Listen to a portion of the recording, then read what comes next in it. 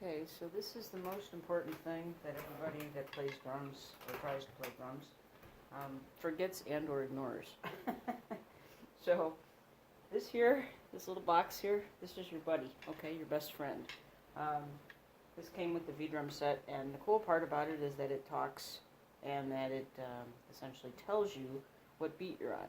So if your drum teacher asks you what beat was that you just played, you could say, well, it was the and of 3, or the of 3, or the and of 2, or whatever, and that would mean, for counting in 16ths, 1 E and 2 E and 3 E and 4 E and so whatever comes after that downbeat, the 1, 2, the 3, the 4, whatever comes after that is the and of, or the E of 4, or the E of 2.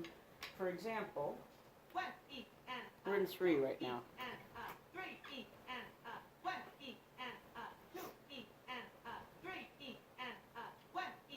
So the objective here is to use various tempos and various accents, which is a harder hit than the other ones, and to use those in such a way that we're always prepared to play on any beat at any time. Okay? So we're going to be, let's do 4 first, because 4 is a little bit easier for new people to do. And we're going to accent on the 4 and the 1, 2, the 3, the 4. The downbeat is the 1 by itself, but you can also call 1, 2, 3, and 4 as downbeats collectively. Okay? And 2, 3, sit straight, 2, 3, 4, 1, 2, 3, 4, 1, 2, 3, 4, and on like that. You add your feet, whether, you add your kick drum foot on the 1, and here's the objective of that. Try not to make every time that you make an accent a heavy hit with your foot, because they're not all heavy hits, and I guarantee you, if you get attached to, if you have 2 of them, whatever one that they don't, whoever's asking you to play, hopefully for money, you get into the habit of making the second one a harder hit than the first one, or making the first one a harder hit out of the pair, and not making them even.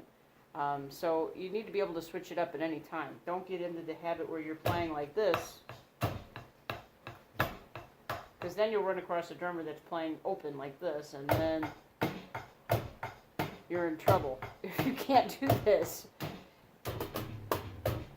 So that might have something to do with how you do your fills. But this is the most important thing. A metronome, I don't care if it's digital, it doesn't matter if it's part of a guitar tuner, it doesn't matter if it's one of those old ones that your dad has that, that clicks with the little wind-up thing. Doesn't really matter. The part I like about this is that you don't get confused as to what hit you're on, right? Like I said. So if your teacher asks you what hit was that or what beat was that, for me personally, I have to count it. If I can't count it, I'm in trouble. So this should always be on at all times. If you're not using this, you might as well go to Guitar Center and play a $5,000 DW set with a $1,000 DW 9000 pedal and bash away and completely ignore whatever's in your head or whatever actual timing is. Timing is really important. I heard this from Jay Metcalf, who does the Better Sax series on YouTube, and he said that if you're not on time, imagine if you didn't have a clock or a watch to basically put yourself in time with other people, which is what a band is, other people. You'd never get to work on time. Nothing would ever get done correctly because you're not utilizing your time. You're not using any time. So you need to have a really strong metronome sense, right? So that's one of the things that they talk about in this Buddy Rich book, which is one of my favorites, although there are mistakes as early as page 15, just for the record. So if this is all you get, page 1 here, it's essentially moving the hard hit from the 1, the 2, to 3, to the 4, doing pairs of things, 1 and 2 and 3, and you can put the hits on different parts. You can put it on 1 and 3, you could put it on the ands, you could put it on the E's, and move it around the kit, right? So, for example, if you have ands on the snare, that basically becomes either country or punk for the most part. It's not a guarantee. There's no set rules, but if you're playing punk, or if somebody asks you to play country, and don't be surprised, because God knows I personally have been asked to play some stuff that has nothing to do with what I know how to do, you better be prepared to play on the and. So that would sound like 2 E and 3 E and 4 E and 1 E and 2 E and you want to be counting out loud, right? 1 E and 2 E and 3 E and 4 E and 1 E and 2 E and 3 E and 4 E and. If you don't do this, like I said, you're going to seriously regret it, and you won't be able to play with other people. I guarantee it. So once you've got that down, you move the hits in different ways, in different places with different accents. Put the accent on the 1, the 2, the 3, and the 4. If you want to be slick, you know, put them on the ands, put them on the e's or the uhs. Now, at this point, we'll get out of that. That's 40 BPM, by the way. And you need to know what BPM is beats per minute. Now, you go to 120, and you're going to have to go, those were 16th notes. You're going to have to go to 8th notes, because it'll be too fast otherwise. I'll show you what I'm talking about. Watch this. You don't want that. That's too fast, right? So as you go faster, you need less prompts from your metronome. 1 and 2 and 3 and 4 and 3 and 4 and 1 And you make each one of these a bounce. And 3 and 4. Counting out loud. Sitting up straight. Nice clean hits. Your hands are equal. Your right hand is probably more steady than your left, so watch your right hand. 1, 2, 3, 4, 1 and 2 and 3 and 4 and 1 and 2 and 3 and 4 and 1 and 2 and 3 and 4 and 1 and 2 and 3 and 4 and 1 and 2 and 3. Try to make them even. 3 and 4 and 1 and 2 and 3 and 4 and 1 and 2 and 3 and 4 and 1 and 2 and 3 and 4 and 1. And as I said, you get into the idea of changing the things around. Put the ands on your kick drum. Put the ands on your hi-hat. Get used to opening your hi-hat, even though this is not the world's best way to do it. It does make it quiet so that you guys can actually hear me. So you get used to putting that open hi-hat on different parts of your beat. Again, if you're not going to bother doing the metronome stuff, even for 10 minutes a day, you get your notebook. This is what I do. You have your notebook with your date and your time and what exercises you're supposed to do and how long you did them. Even if you only do 10 minutes every so often, that's a lot better than not doing any. Okay, trust me on this, and I guarantee you will see tremendous strides in your playing over a couple of weeks. And it does take work, but it doesn't take a lot of work all the time. Most people are not going to be professional drummers. If you're going to go play for jam night or with some of your friends and you're all just starting out, that's fine. Playing with other people is the best way to do it. But you never want them, so you're in the back, right? You're the drummer, and you never want them to turn around and look at you, okay, from in front of you, unless they go like this, But if they turn around and look at you and you're not sure what the signal's going to be yet, just sit there and wonder, because you don't want them to turn around and you go like this. You don't want that.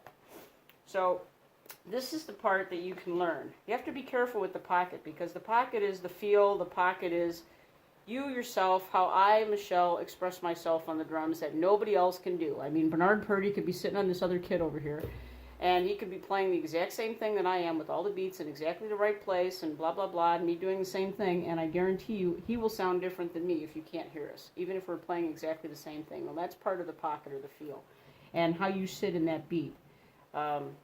For whatever that's worth. But that's important too. But you got to start with the basics. And, the people that are, Bernard Purdie himself said this in a drum clinic, he's still playing with this 40 beats per minute thing, okay, just for the record. So you don't get away from that. If you do it 10 or 15 minutes a day or a couple of times a day, just make the time and make it happen. Because otherwise, you can't, being the best drummer in Guitar Center is not saying a whole lot, okay? But write everything down, be committed, learn how to read some sheet music, drum sheet music, percussion clef or drum clef. They're two different things. Learn how to read sheet music for drums, okay? Because this is the stuff that, you never know when it's going to come up. And I guarantee you that whatever you spent all your time studying, if that was the one thing that you spent your time studying, double pedal. Well, guess what? They don't want double pedals. They want this. So if you plan to get paid, you better have something to bring to the table. You can't say, I want $175 to show up for a set, with or without drums, and you can't bring it because you'll get blackballed, okay? That means that nobody's going to ask you to play because everybody knows each other, just for the record. So be real careful about that. Hopefully I said something useful. If that's your one thing that you're going to do that I guarantee you at the end of a week or a couple of weeks or a month will make a tremendous difference in how well you play. And it also make a difference in all this crazy stuff that you kids want to do, because you'll be able to do it accurately. It doesn't make any difference if you can't do it accurately. You're better off with one hit that's completely in time and completely accurate and completely full of field, and one that I don't know if that's where I want to go, and it's off center and it doesn't sound right, and then you have a bunch of them and they're a mess. Make fewer hits that are perfectly in time and perfectly, where they should be, and they're not hesitant. Make sure that your sticks are held correctly, so you have the most control over your sticks that you can get. Watch that left hand if you're right-handed, just for the record, and vice versa if you're left-handed. So do different things, different days, and keep doing them, because the more that you do them, every day is best. It'll ingrain itself into your brain, and then when you need to play with other people, you'll be all set, because nobody will be able to stump you. Now, the other thing to do is listen. So there's 2 listenings. You listen to the band that you're playing with, right? That's important, especially the bass player if you're the drummer. You can ignore the singer and the guitar player, trust me on this one, because half the time they're drunk, just for the record, at the average jam night. But if you're paying attention to the bass player, if anything's wrong, you can blame him, as Nick Mason from Pink Floyd used to say. The other thing is listen to the song, right? The song in question, not necessarily the band, but you might be playing something and you go, something doesn't feel right. And you basically pick out your memory. This is where it helps to know a lot of different music. Let's try 8s on the hi-hat. Getting there, but not quite. What could be the problem? Well, let's close the hi-hat. Keep it closed.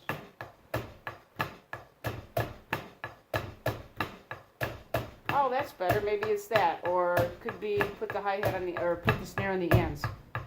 1 and 2 and 3 and 4 and 1 and 2 and 3 and 4 and on like that. Now, for example, if you're playing with the Marvin Gaye song, I Want You, there's a practice video and there's a disco video. We don't want the disco video, and I grew up during the disco era, okay? So for me to say it sounds dated is like, So he's playing on the drummer. That would be, oh God, what's the dude's name?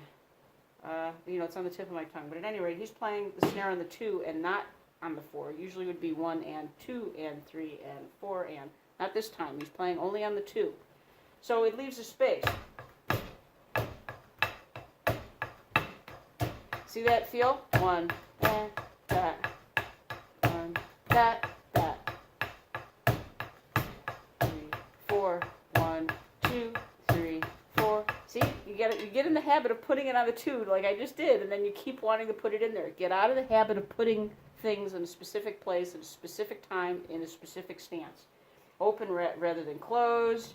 Like I said, but if you're going there and you're expecting a 2 and a 4, you're going to sit there and go, this sounds wrong, and you don't know why. This is where the recorder thing comes into play, because you can record and check things out for yourself. So hopefully I said something useful, and join me next time.